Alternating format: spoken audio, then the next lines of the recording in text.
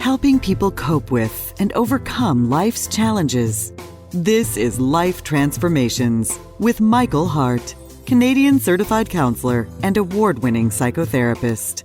Welcome to this edition of the Life Transformation Show. In last week's show, How to Conquer the Demons of Your Past, I outlined 5 signs indicating that a person is being haunted by past demons. In today's show, How to Conquer the Demons of Your Past, Part 2, I will present 5 strategies for letting go of the dysfunction and the generational curse or trauma of your past. Those of you who listened to last week's show will know that we used the story of Jacob and his family from Genesis 27 to 32 to highlight these points. Last week's show made it clear that the passage of time does not automatically heal emotional wounds. 20 years after Jacob had escaped from his brother's death threats, he was still living in fear and acting out of the family dysfunction. It was also made clear in last week's show that running from your problem doesn't mean you can escape the psychological ramifications and the spiritual strongholds that these issues have over your life. Jacob was 500 miles away from his home in Beersheba, in a place called Padam Aram, but he was still terrorized by the demons of his past, still acting in fear and repeating the dysfunction he experienced at home. In last week's show, I also said that although Jacob had a vibrant relationship with God, he was still tormented by the past because he had not dealt with the past. Jacob was a man trapped in fight or flight mode. In trauma work, we often talk about the effect of trauma and the fact that it gets us into this state where we're always in a state of fight or flight or freeze. And we see that Jacob, the way he's living in Padam Aram, is acting as if he's in a state of danger, acting as if he's still trapped in the past trauma.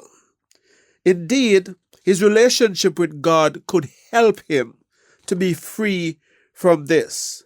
But Jacob had not given this part of his life over to God. God wanted to heal him, but God needed Jacob's cooperation. Maybe if you were to ask Jacob if he was still affected by what happened to him in Beersheba, he would say, "That's so long ago. I do not want to dwell on the past." However, God is not a God that wishes for us to run from our past. He's not a God who wants us to carry shame or guilt or to live in fear. God wants to set us free from the negative impacts of our past. He wants to turn our trials into testimonies. Jacob didn't have a testimony of triumph because he was still living in fear of his brother Esau. After 20 years of silence, God intervened and said to Jacob in Genesis 31 verse 33, and I'll read, "Then the Lord said to Jacob, go back to the land of your fathers and to your relatives, and I will be with you." Yes, God wanted him to go back. God wanted him to face the very things that made him flee 500 miles away. God wanted for Jacob to overcome his fear, and the only way to do so was to face his fear. To be clear, Let me just say at this point that I am not by this show advocating for abused women or men to go back into abusive or dangerous situations. However, going back for an abused person could mean not being afraid to talk about what happened. It could mean working through the trauma they suffered. Going back for a sexual abuse survivor could mean breaking the silence about what happened and realizing that you no longer need to continue living in shame and guilt. Going back for someone who has suffered a life-changing trauma could mean seeing a professional to help you work through the psychological and the spiritual strongholds that the trauma has over your life. Sadly enough, there is a segment in Christendom today who believe that as believers, we should never go back to the past. They say that you should just think about what is ahead of you. Just think about your life now in Christ. And that you are not to think about the negative things of the past. Some people have been rebuked in Bible studies and prayer meetings not to talk about the negative things, the hurt that they have suffered in the past. However, if you are too afraid to face your past, too ashamed to talk about it, or triggered somehow by your past, you have not really left it behind. So, for example, a person who has not dealt with the control and emotional abuse of their parents may gravitate to churches in which they suffer emotional and spiritual abuse by the leaders. Also, someone whose parents abuse their parental authority and who hasn't dealt with the abuse that they suffered at the hands of their parents may find that they have a hard time submitting to pastoral authority of good church leaders, or even to submit to God Himself.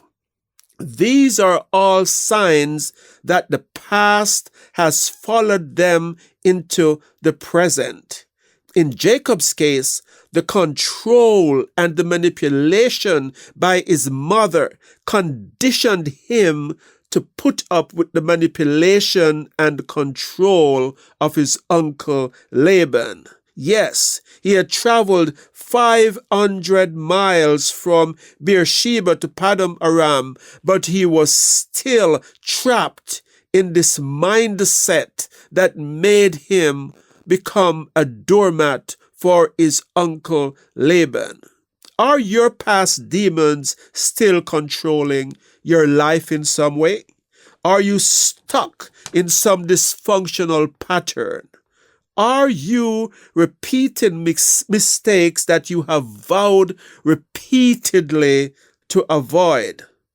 In this show today, I will be presenting practical steps to help you work through past issues so that you can conquer the demons of your past and find the freedom that you have desired for so long.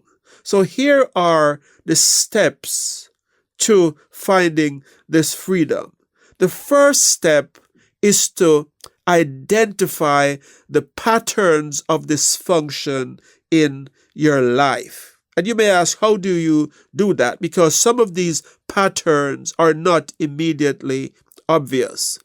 One of the things that we do at our workshops and with clients who come in to see us at our counseling center is that we have a worksheet that is called a genogram. And this worksheet is a family tree where you can start with your grandparents, and then you have the qualities of your grandparents, then the qualities of your parents, and then your qualities, and then you can see some of the patterns that exist in your family tree. So, for example, you may notice that your grandparents, your grandfather, for example, may have been physically abusive. Your dad may have been physically abusive. And you may see that as you go through the list that is on this genogram worksheet, that you also is abusive. And so this is a pattern. And when you see dysfunctional patterns such as abuse or addiction or promiscuity, these patterns help you to identify the dysfunction that has been passed on from one generation to another. And we even in these worksheets, you can color code these patterns and identify specifically which dysfunction you have been which dysfunction has been following you around, which dysfunction has taken hold in your family tree. So what if Jacob were to do a genogram? What would he discover about his dysfunctions and his family tree? So one of the things that Jacob would have discovered is that his dad practiced favoritism. As a matter of fact, we could start from his grandfather. His grandfather, Isaac, practiced his grandfather, Abraham, practiced favoritism because Isaac was his favorite son. And we see that when Agar had Ishmael, Ishmael wasn't considered to be a son of equal importance to Abraham. So the grandfather in the genogram, which would be at the top of the page, practiced favoritism. You come to the second line of the genogram where you have Isaac, Abraham's son. And you see that Isaac also practiced favoritism. We are told in Genesis that Esau was Isaac's favorite.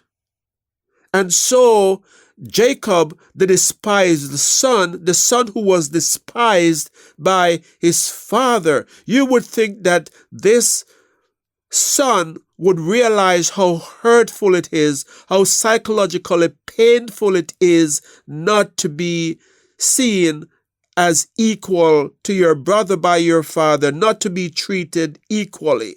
But that was not the case. We see that when it came to the next generation, that Jacob also practiced favoritism. He had his favorite son, Joseph. And so we see that in family system, there are trends like this that follow from one generation to the other. Jacob would also see that there is a pattern of manipulation and control. His mother manipulated and controlled him. It was his mother that got him to deceive his father into stealing his brother's inheritance. But we see also that this manipulation and control also followed him when he went to his uncle, because his mother's brother, Laban, also was a manipulator and someone who was very, very controlling. So these patterns are there.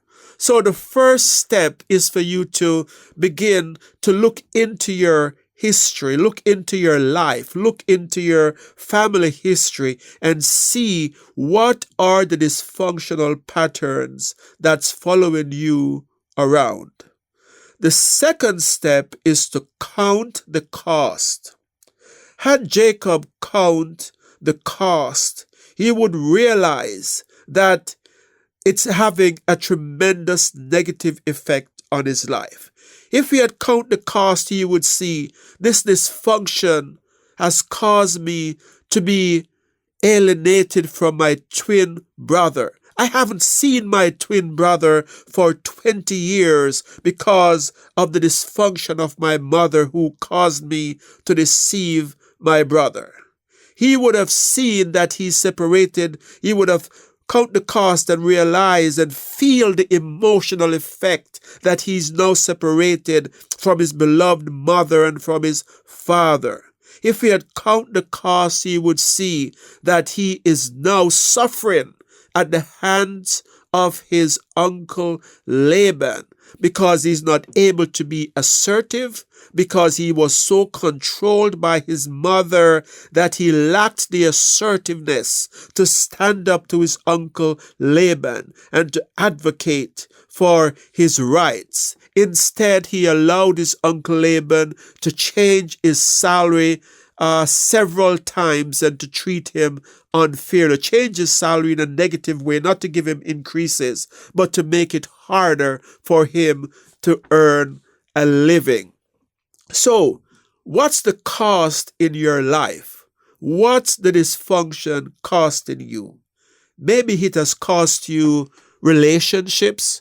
Maybe you have a trail of broken friendships, a trail of broken romantic relationships. Maybe you have a trail of churches that you are no longer a part of because you just cannot get along with anyone. Maybe you have a trail of jobs that you have lost. Maybe it's anger that is constantly getting you into trouble. In any case, you need to count the cost. And by counting the cost, I mean sitting down and writing this out and think about the consequences that it is having on your life. Michael will be right back. Genesis 31:33. Then the Lord said to Jacob, "Go back to the land of your fathers and to your relatives, and I will be with you." Michael has been using this scripture to speak on how to conquer past demons, part 2. Please do continue to enjoy this episode. You can find out more about us at ElimCounsellingMinistry.com or by calling 1-877-204-2914. Your donations help us to stay on the air and to provide subsidized counseling to those who can't afford it. Back to Michael. The third step is for you to revisit the past. And you may need professional help to do so, because revisiting the past is scary. And by revisiting the past, as I said before, doesn't necessarily mean that you go back into a toxic relationship. It doesn't mean that you go back into a dangerous place. But what it does mean is that you need to face the emotional hurt, the shame, the guilt, or whatever emotion is there that has not been resolved. So revisit the past. And revisiting the past can be scary. In Jacob's situation, we can see the fear that Jacob had when God told him to go back and face his fear. So let's read some of that in Genesis 32. Then Jacob prayed, "O God of my father Abraham, God of my father Isaac, Lord, you who said to me, go back to your country and your relatives, and I will make you prosper. I am unworthy of all the kindness and faithfulness you have shown your servant." And then he continued, "Save me, I pray, from the hand of my brother Esau, for I am afraid he will come and attack me, and also the mothers with their children." So here it is, that 20 years later, he's going back and he's saying, "God, this is scary.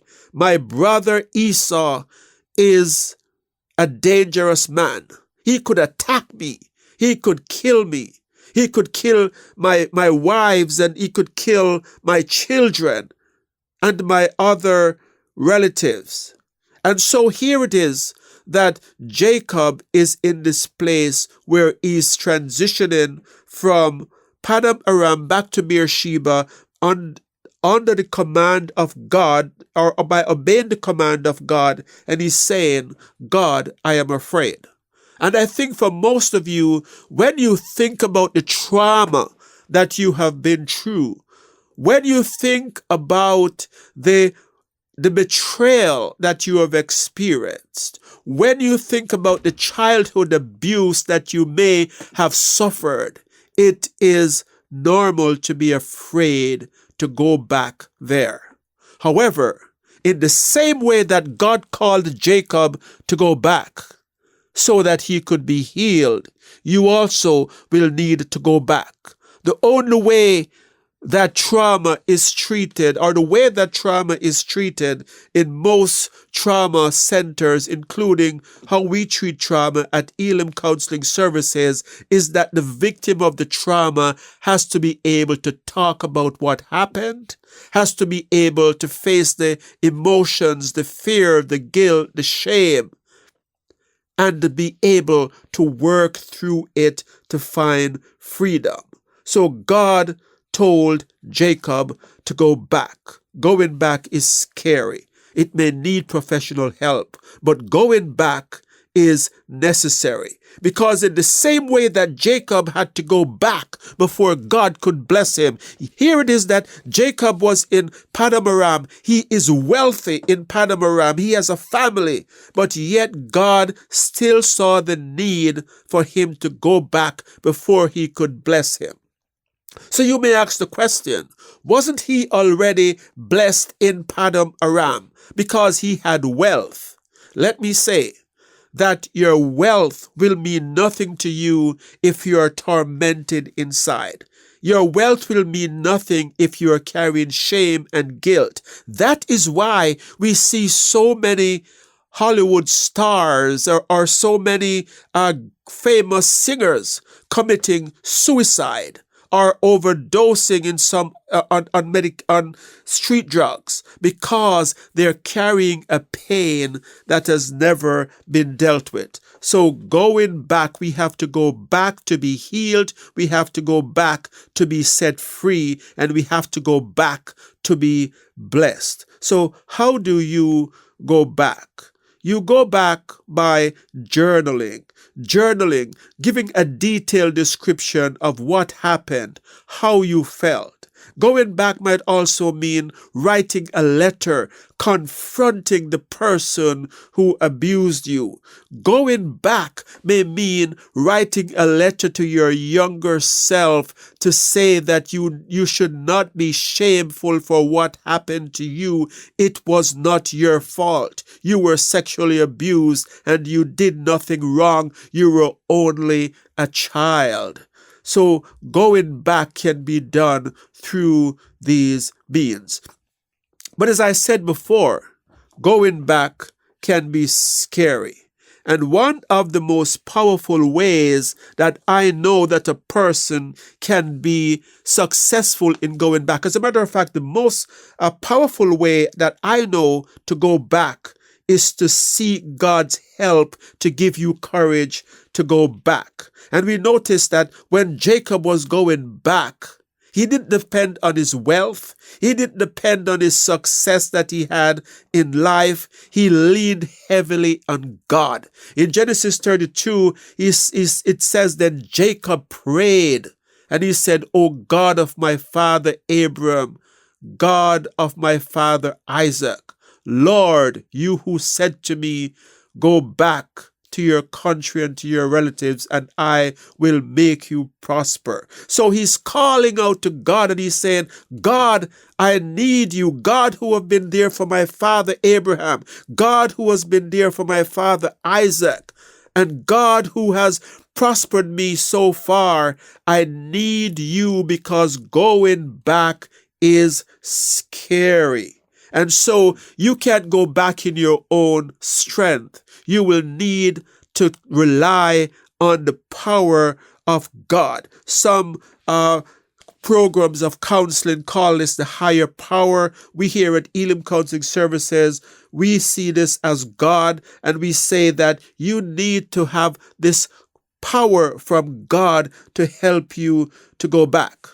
And some research that I came across from the U.S. Department of Veterans Affairs in an article in a section that is titled PTSD, the National Center for PTSD, read as follows. So I'm just going to